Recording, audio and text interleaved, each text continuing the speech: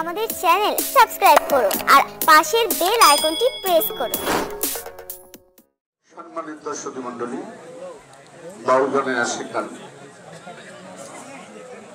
আমাদের উভয়শিল্পীর বন্দনা বা প্রার্থনা ভক্তিমূলক গান রাখলাম। আজকের কর্তা পক্ষ থেকে পালা আর ওরস খাজা বাবার নামের উপরে উরুস,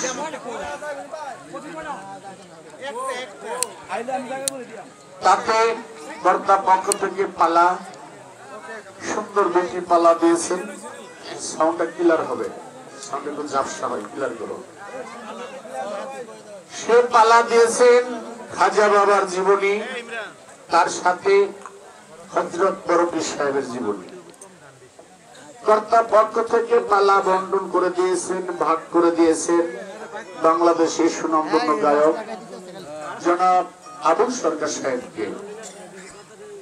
খাজা বাবার জীবনী আমি আদম পাগল মনির আমাকে দিয়েছেন বরপীর সাহেবের জীবনী। পালা বড় সুন্দর। পালার আগে একটা কথা বলি, আপনারা আমার থেকে ভালো জানেন বাংলাদেশে খাজার জীবনী গাইলে এক বড় আবু সরকারই গায়।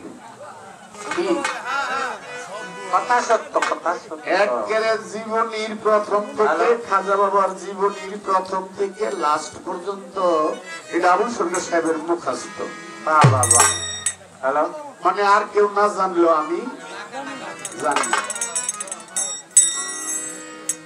পালা ভালো, পালার আগে যারেক পালা লাগে রয়েছে।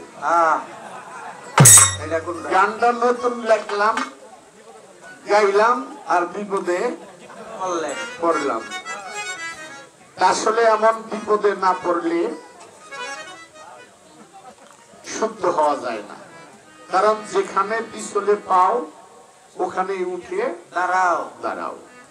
ধন্যবাদ আবুল সরকার সাহেবকে এই পয়েন্টটা রাখার জন্য, কারণ আমি ভাবছিলাম যেখানে পয়েন্ট রাখবে ওই পয়েন্ট আমি ভাঙিয়া দিয়ে গেছি।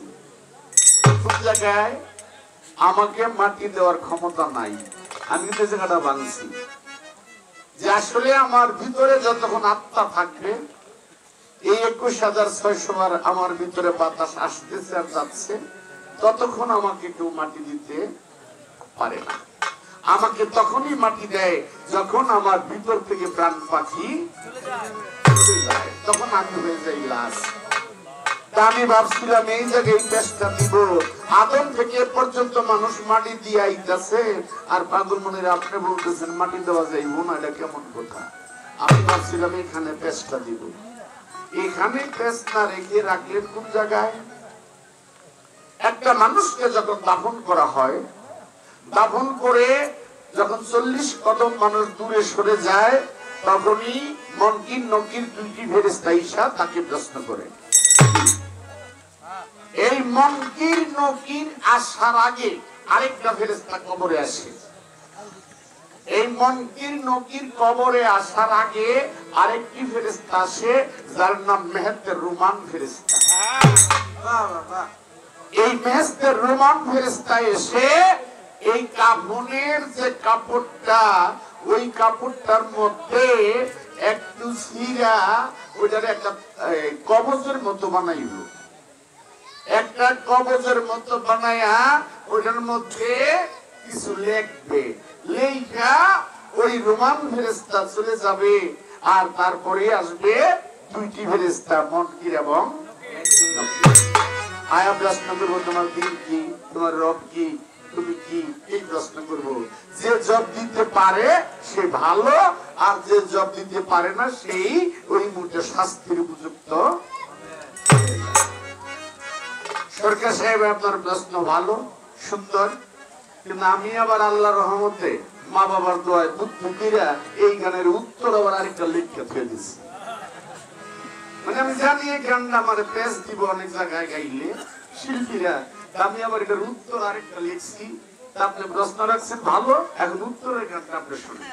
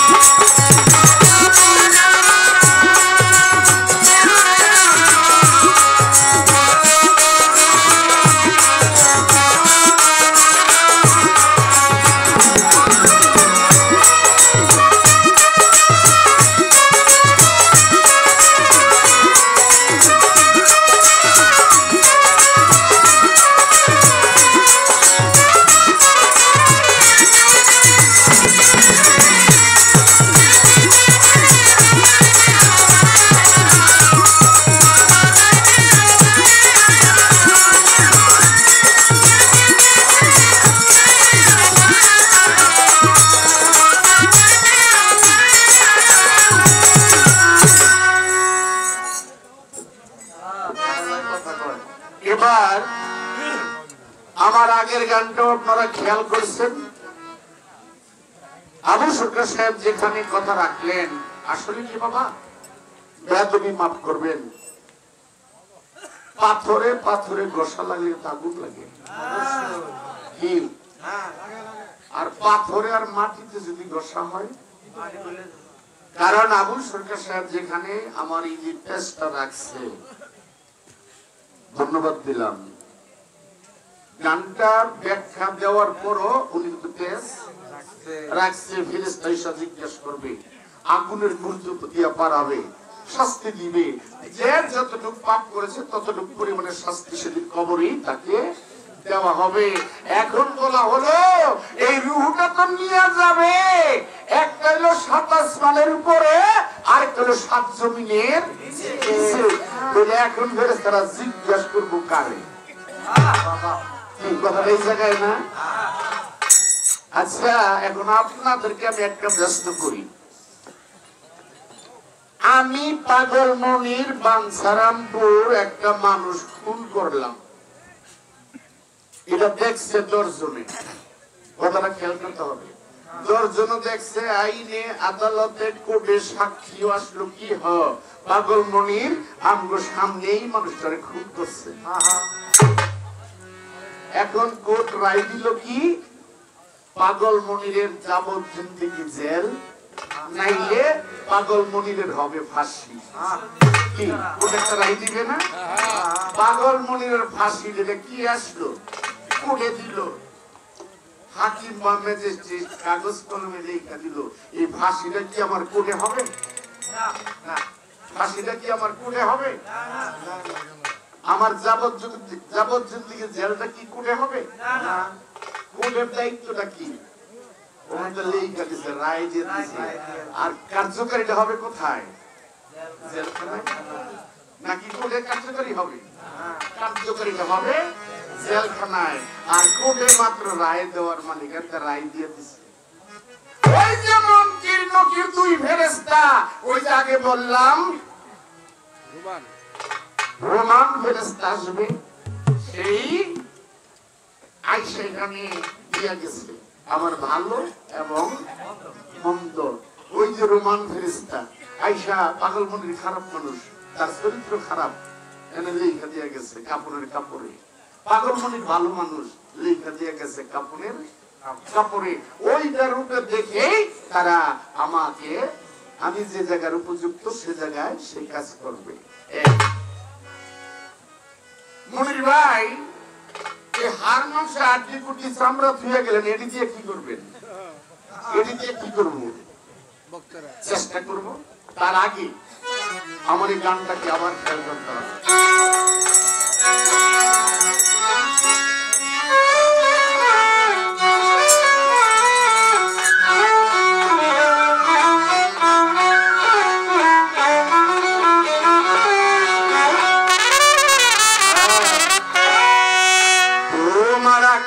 চরিত্র তোমার মানুষ, তোমার 1 লাখ চরিত্র তোমার মানুষ, তুমি যদি রাখো সত্য, বই কি শেষ বেলা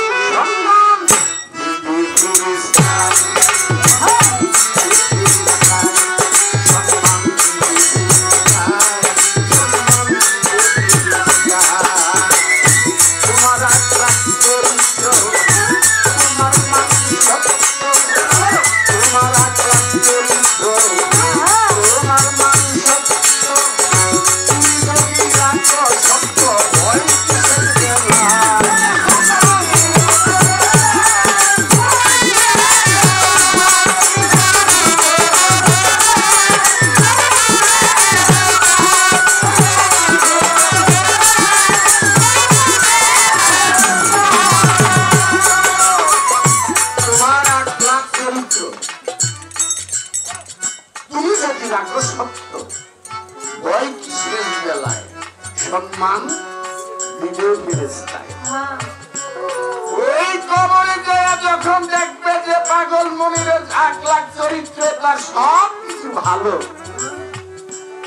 তখন তো সে শাস্তি দিবে না, তখন সালাম দিবে, ফেরেশতা সালাম দিবে, সম্মান দিবে।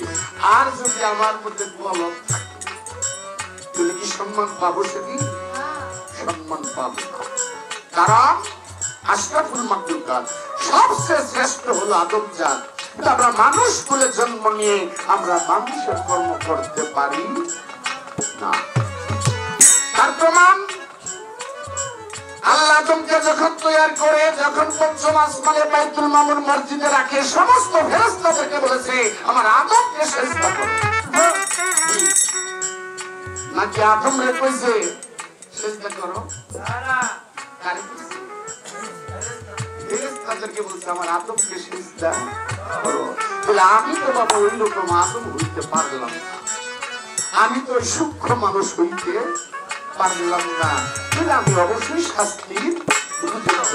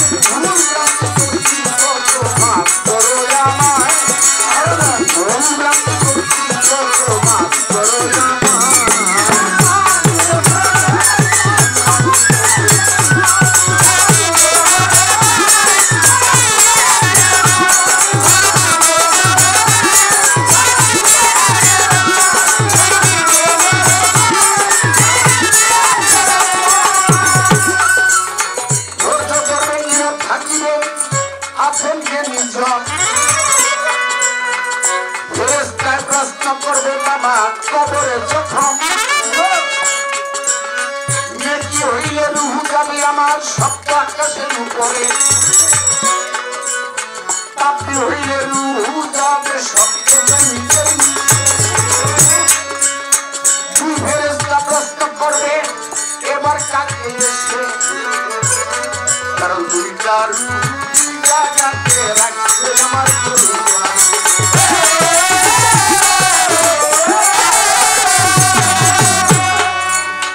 ক্ষণিকের জন্য রুহুটা আবার প্রবেশ করে কথাটা কোন জায়গায় একটা রুহু ৭ আসমানের উপরে আরেকটা রুহু ৭ জমিনের নিচে তুলে তো বলল ফেরেশতা জিজ্ঞেস করবো কারে কারণ একটা বড় মানুষের যদি কেউ পিটায় কেউ হাত পাও বাইয়ালায় সে কি ব্যথা পাবে পাবে না তারপরও সমাজে কি বলে তাকে আস্তে আস্তে গোসল দাও তাকে বেশি গরম পানি দিও না কুসুম কুসুম গরম পানি দিয়ে গোসল দাও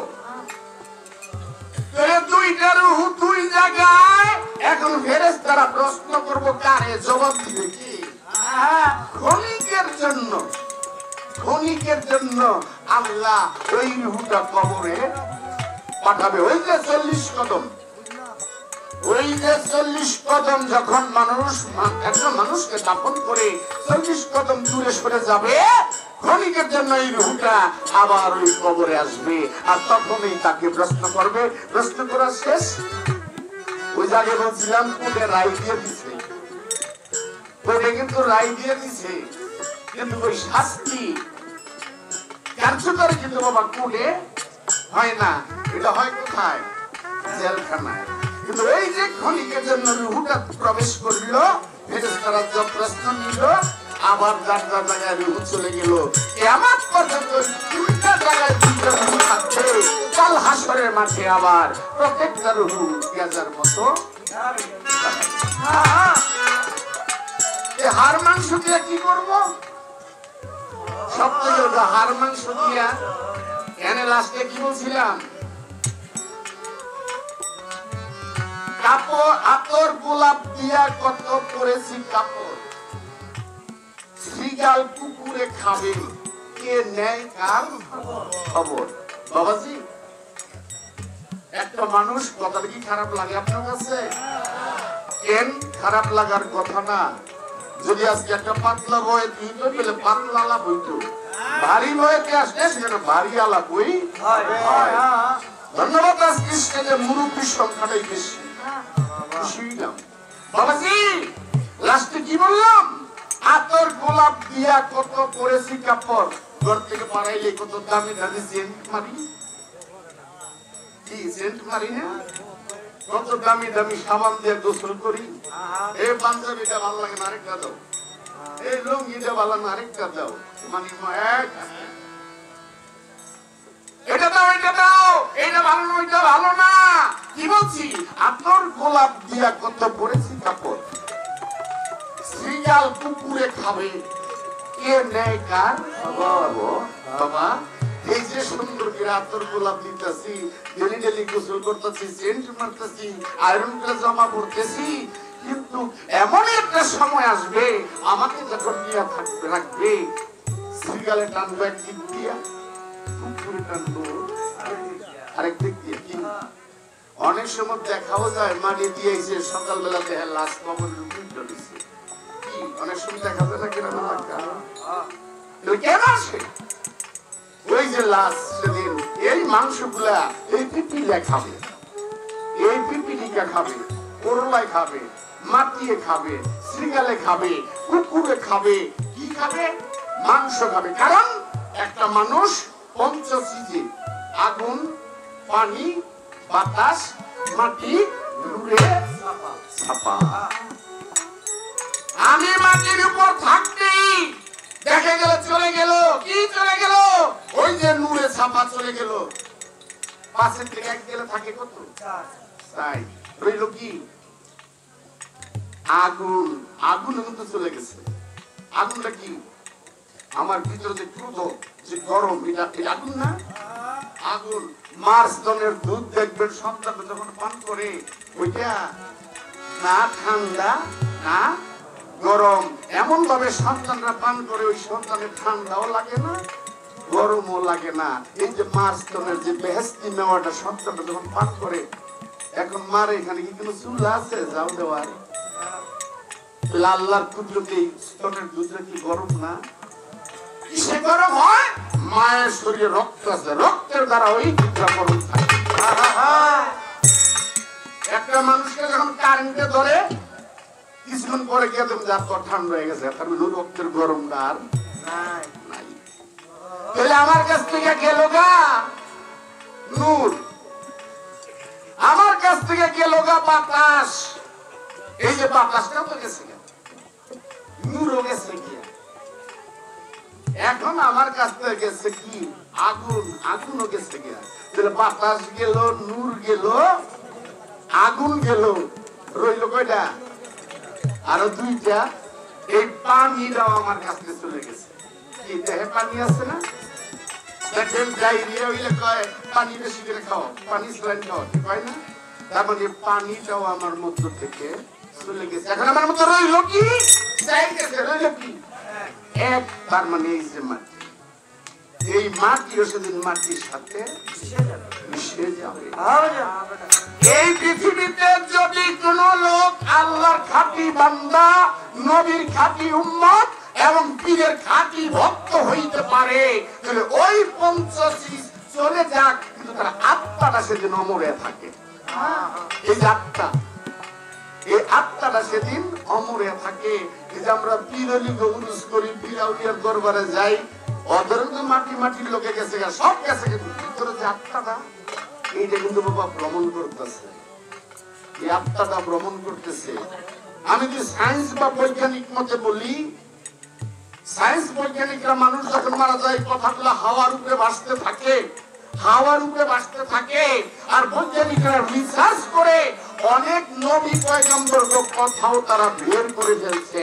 কিন্তু আমাদের যিনি দুজাহানের বাদশা আখিরুল বিশেষ পয়গম্বর, ওই নবীর কথাগুলো এখনো কোনো বৈজ্ঞানিক বের করতে পারে। অনেক নবীকে কথা বার করছে। আমি আজকে রাত্রে কি বলতেছি, কালকে আমি মারা যাবো, আমার এই কথাগুলো কিন্তু বাতাসের উপরে ভাসতে থাকে। ওই যে আপনি আমেরিকা থেকে ফোন দিলেন, ওনার কাছে, বাবার কাছে, আপনার মোবাইলে এরকম কোন তার কালেকশন আছে আমেরিকা? নাই। ওই যে মোবাইলে কথা কইতেছেন, এই কথাগুলো কিসে আনতেছে? বাতাসে। এই কথাগুলো বাতাসে ভাসতেছে। কেমন পর্যন্ত আমরা কে কি বলতেছি, এই কথাগুলো বাতাসে ভাসতে থাকবে। বলে দেখা গেল সেদিন ওই যে হাড় মাংস, যেটা স্মৃতি, স্মৃতি, আমার হাড় মাংসটা কবরে রাখবো, এটা একটা স্মৃতি। স্মৃতি কি? আমাদের যিনি দুজাহানের বাদশা, আমরা হজে যাই না? হজে যাই, হজের কাজকর্ম করে কি করি? আমার ঘরের পাশে একটা পাথর আছে, যেটাকে বলা হয় আসওয়াদ পাথর। ওখানে হাজি সাহেবরা যে সুমা দেয়, সুমা দিলে কি হবে? এই দেহের গুনাহ মাফ হইব। যদি কেউ মনে করে, আমার কথা রাগ হইেন না, যদি কেউ মনে করে এই পাথরটা সুমা দিলে দেহের গুনাহ মাফ হইব, সে ভুল করবে, সে ভুল করবে। তারপরে বলতে পারেন মনির ভাই কেন চুমা দেওয়া হয়? চুমা দেওয়ার একটা কারণ, আল্লাহ যাকে সৃষ্টি না করলে এই পৃথিবীটা তৈরি করতেন না। আল্লাহ যার উসিলায় 18,000 মাখলুকাত সৃষ্টি করেছেন। আমাদের রাসূল যিনি দুজাহানের বাদশা, এই জায়গাটার মধ্যে ঠোঁট লাগায় চুমা দিচ্ছে। এখন আমরা কি করি? আমার রাসূলের ঠোঁট কেন লাগছে? আমি পাপী মনির, আজকে এই জায়গায় যদি আমার ঠোঁটটা লাগে, আমার রাসূলের উসিলায় আমার দেহের গুনাহগুলো মাফ হইতে পারে। কি আসলে কি এটা না? পাথরে না, চুমা করে ওই যে রাসূলের ঠোঁট এখানে লাগাইলাম, ওই রাসূলের উসিলায় নিয়ে আল্লাহ আমার দেহের গুনাহটা মাফ করে। এখানে আমার রাসূল হলো সর্বপ্রধান, ওই রাসূলকে লক্ষ্য করে করা হয়।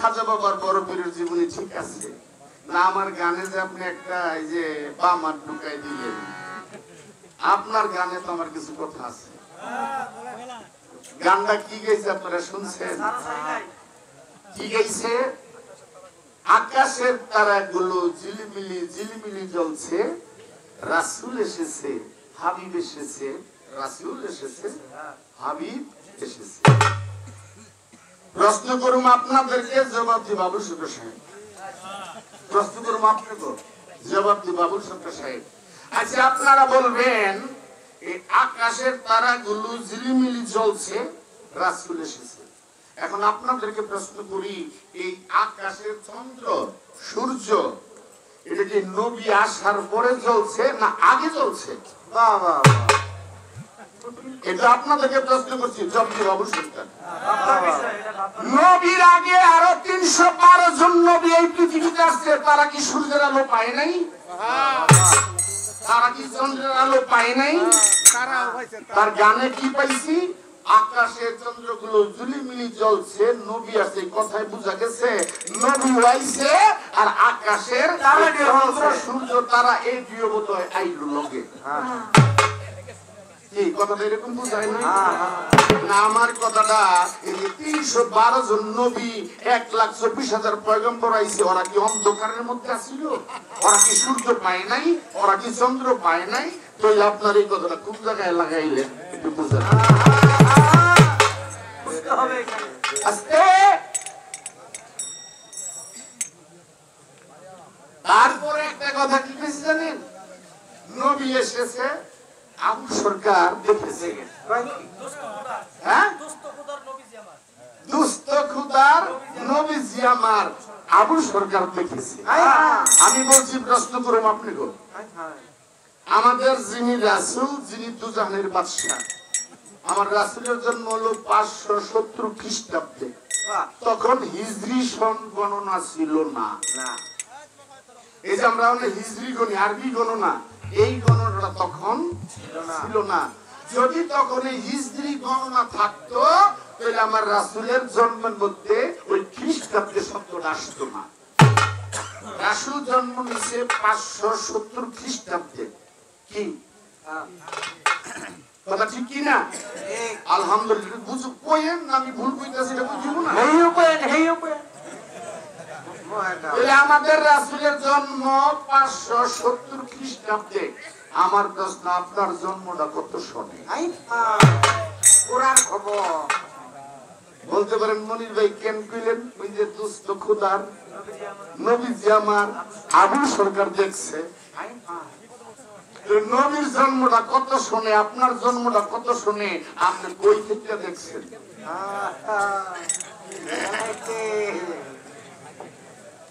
আপনি দেখলেন কেমনে এই যে আজকে আমি গানে আইছি সবাই আমার দেখছে না আর গানে যদি না আইতাম সব মানুষ আয়া শুনতো কি পাগলমনির বাইনা দেওয়া হয়েছিল পাগলমনির আয়ে নাই তাহলে কি আমার দেখতো কি করতো নামটা শুনতো আর এখানে আছে আবু সরকার দেখছে এখন দেখছেন না শুনছেন এইটা আপনার গানের ভিতরে যেমন আমার লাগাইছেন আমি একটু দিলাম এবার যে পালা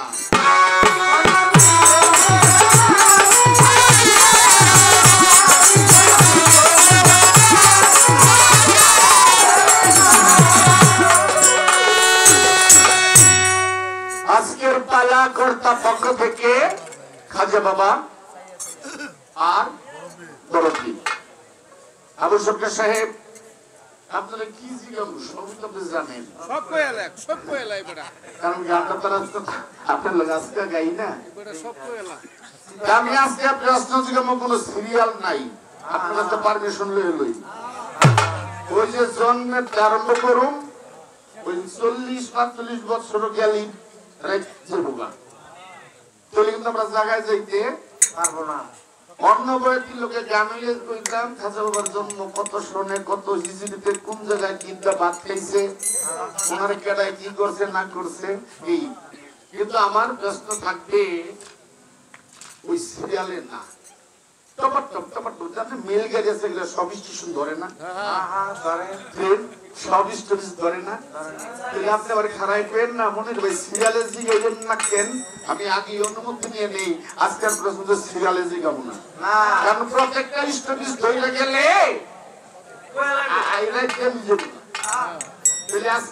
ছোটখাটো স্টেশন ধরুন না। আমার সর্বপ্রথম প্রশ্ন খাজা বাবার জীবনী। উনি জন্ম নিলেন, জন্ম নেওয়ার পরে ওনার বাবা মারা গেলেন, ওনার মাও মারা গেলেন। কথাটা খেয়াল করতে হবে। ওনার বাবা সব শহরে খেজুরের কারবার করতো, যেটাকে আমরা খুরমা করি।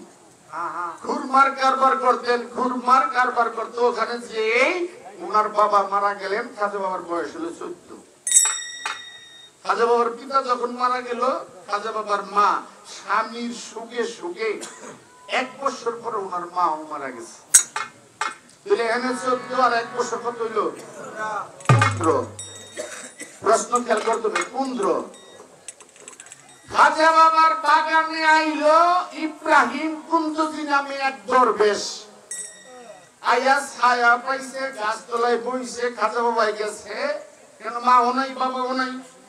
ওই দরবেশের দেখে ভালো লাগছে, আঙ্গুর বেদেনা নেশপাতি ছিঁড়া ওই দরবেশের আদবের সহিত খাইতে দিছে। দরবেশ ফল খাইছে, খায়া দেখছে এই ছেলেটা যদিও বয়স অল্প, তার 8 লাখ চরিত্র, ফেরেশতার থেকে উঠতে। তার যে স্বভাব চরিত্র আল্লাহর ফেরেশতার চেয়েও উঠবে। তখনই প্রশ্ন করে, বাবা তোমার নাম কি? মঈনুদ্দিন। তোমার বাবার নাম কি?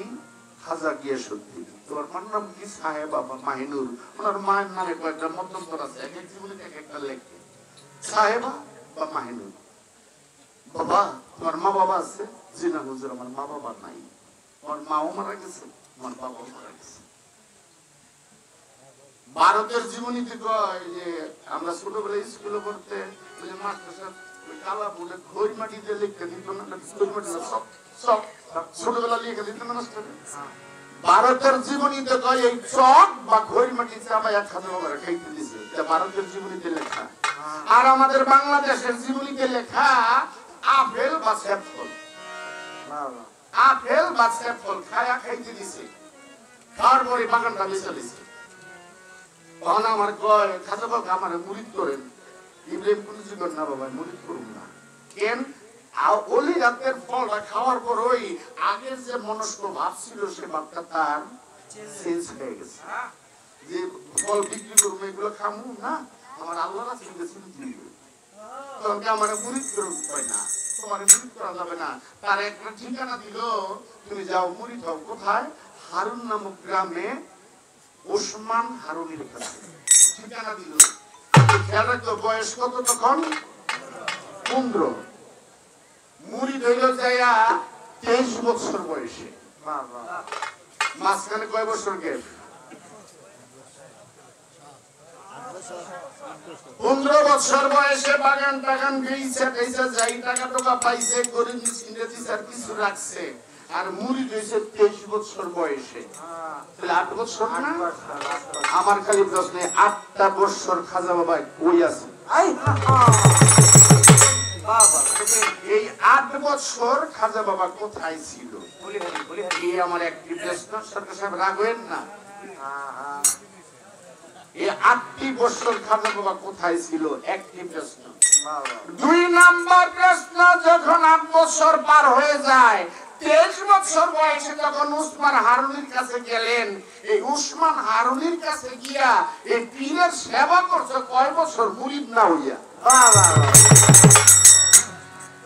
জ্ঞানী লোকেরা কয় না মুরিদ হওয়ার আগে পীরের যাচাই করে লইও? এই কয়নি? জ্ঞানী লোকেরা কয় তুমি মুরিদ হওয়ার আগে তুমি যেই পীরের কাছে মুরিদ দিবা ওই পীর সাহেবটার একটু ভালো মন্দ করে যাচাই করে। হারুন নামক গ্রামে যায় আমার খালি প্রশ্ন, উসমান হারুনি রে উনি কয় বছর যাচাই করছেন?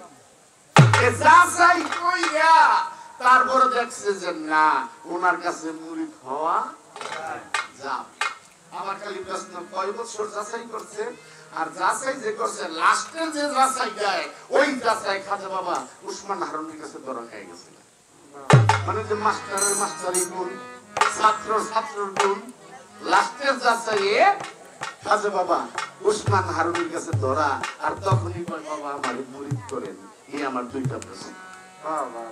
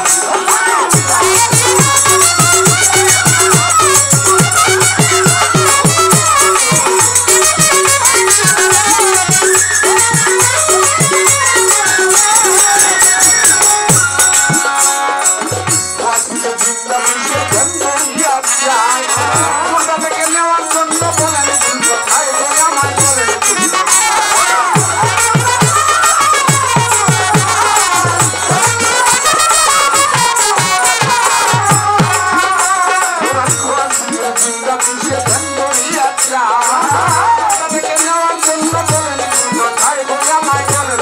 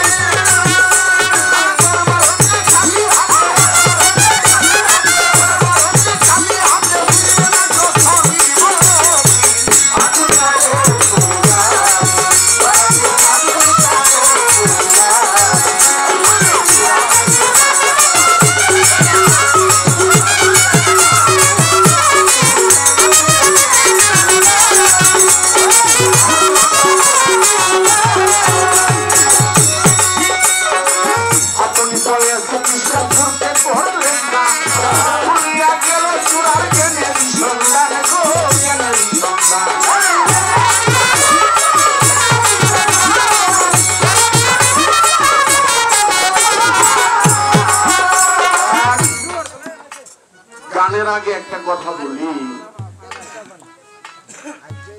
আজকে গরিবের নওয়াজ গরিবের বন্ধু খাজা বাবার নামে পবিত্র আজকে দরবার থেকে যখন বিদায় নিয়ে আসি আজকে যিনি গতিশীল হযরত মদন সৃষ্টি বাবা বলছিলেন বাবারে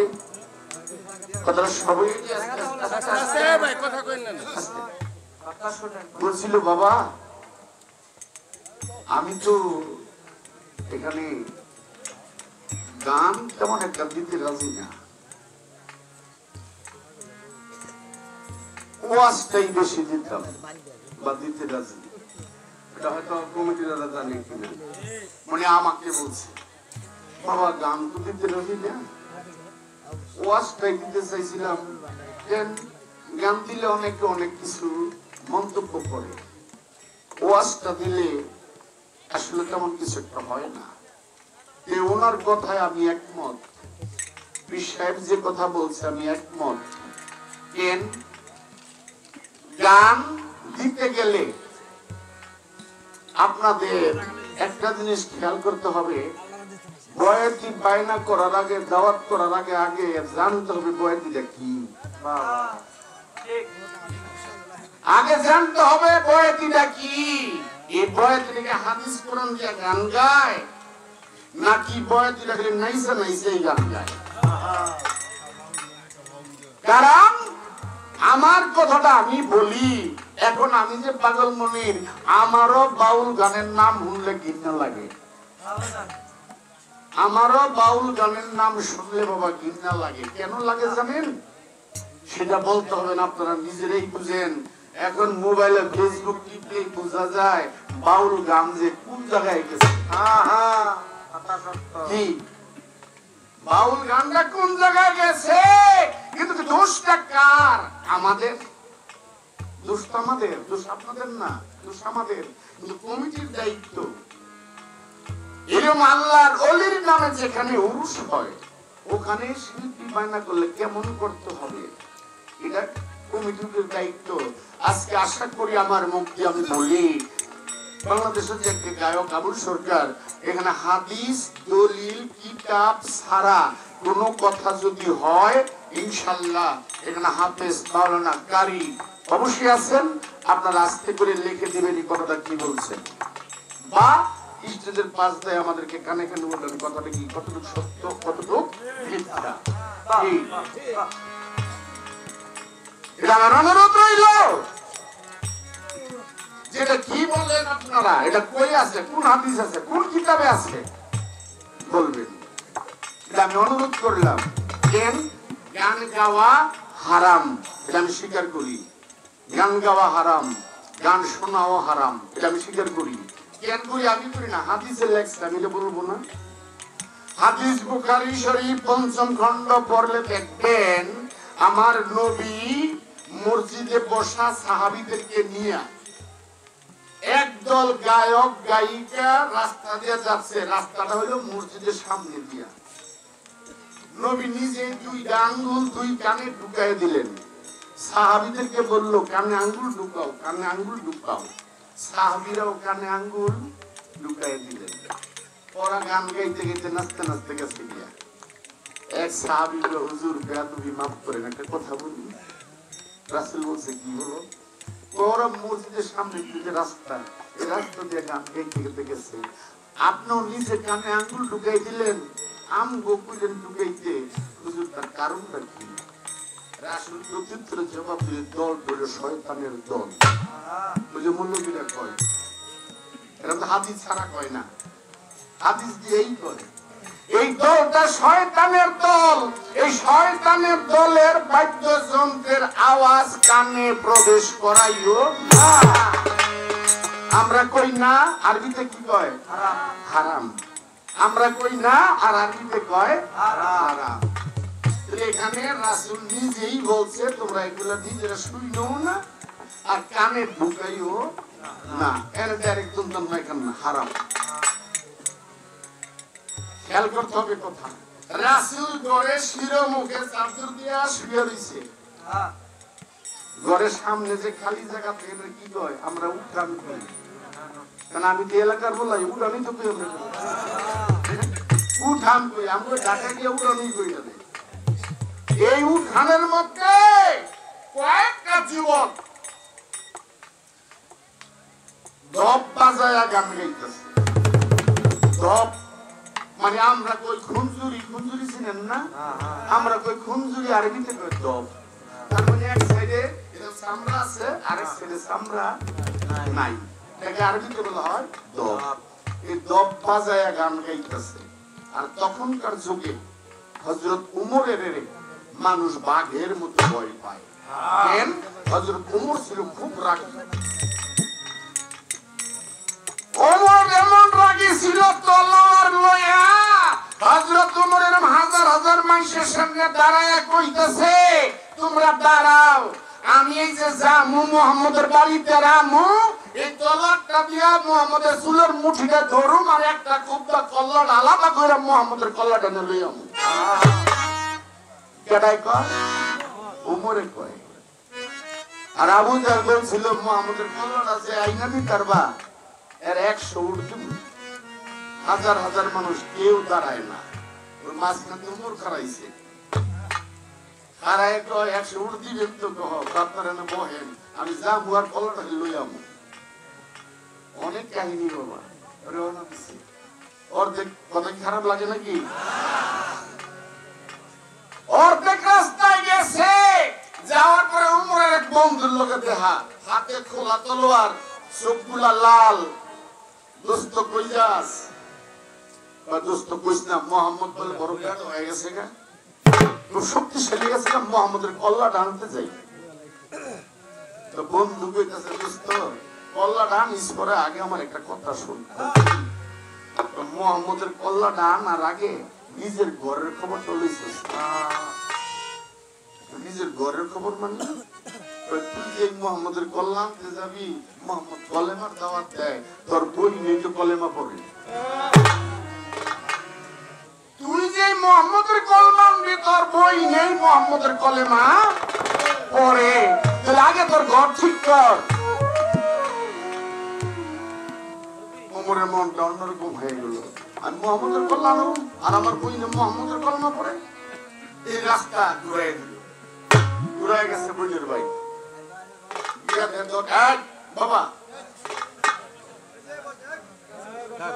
রাস্তা ঘুরে দিয়া বইনের বাড়িতে গেছে, গিয়ে দরজা লাগানো, ঘরের ভিতরে শুনতে পায় লা ইলাহা ইল্লাল্লাহু মুহাম্মাদুর রাসূলুল্লাহ। লাঠি দিয়ে দরজাটা ভেঙে ফেললেন। হযরত উমর লাঠি দিয়ে দরজাটা ভাঙলেন।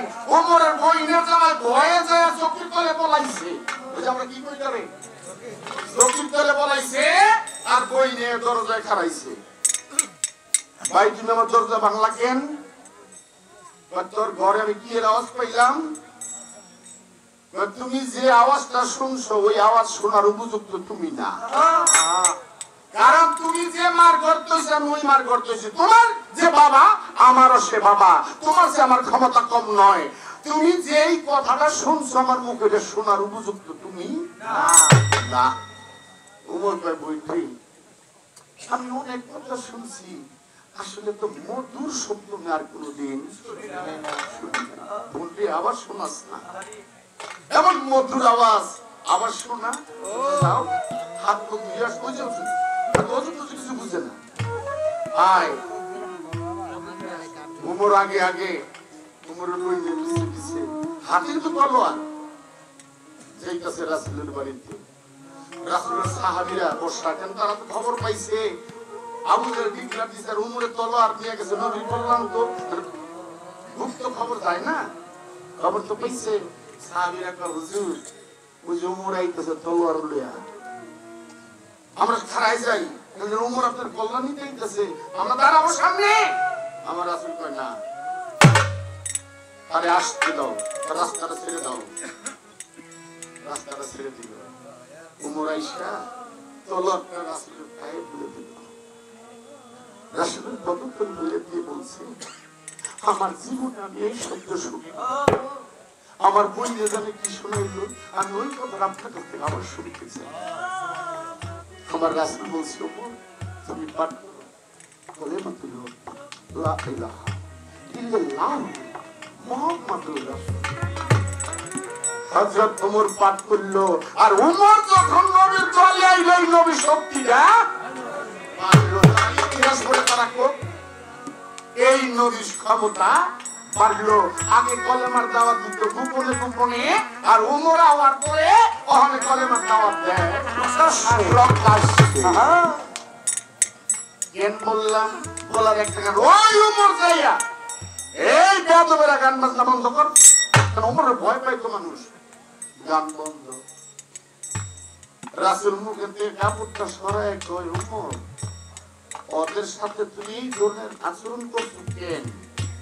ছোট বাজাও হুজুর, আপনি নিদ্রা যাচ্ছেন, আপনি ঘুমাইতেছেন, আপনারা এই উঠানে বাজায় গান বাজায় ঢোল বাজায়, আপনার ঘুমের বিঘ্ন ঘটে? হয় না, যদি বিঘ্ন ঘটতো আমি নিজেই তাদেরকে নিষেধ দিতাম। আমি তো নিষেধ দেইনি, তারা গাইতেছে, আনন্দ পাচ্ছে, তাদেরকে গাইতে দাও। এখানে কি হারাম আছে? এখানে কি বলছে? গাইতে দাও। এই গানে হারামও আছে, গানে হালালও আছে। এখন যার যার বিবেককে প্রশ্ন করবেন কোন গান হারাম আর কোন গান হালাল। বিবেককে প্রশ্ন করে বাড়াই দিব, এই ধরনের গান শোনা হারাম, গাওয়াও হারাম, শোনাও হারাম। আর এই ধরনের গান শোনা আর ওয়াজ শোনা এক কথা, পার্থক্য ওই যে গোলবাসী বাজাই পার্থক্য কি? এই পার্থক্য আমার হাদিস দিয়ে দেখাইতে মূল দেখাইতে না পারবো।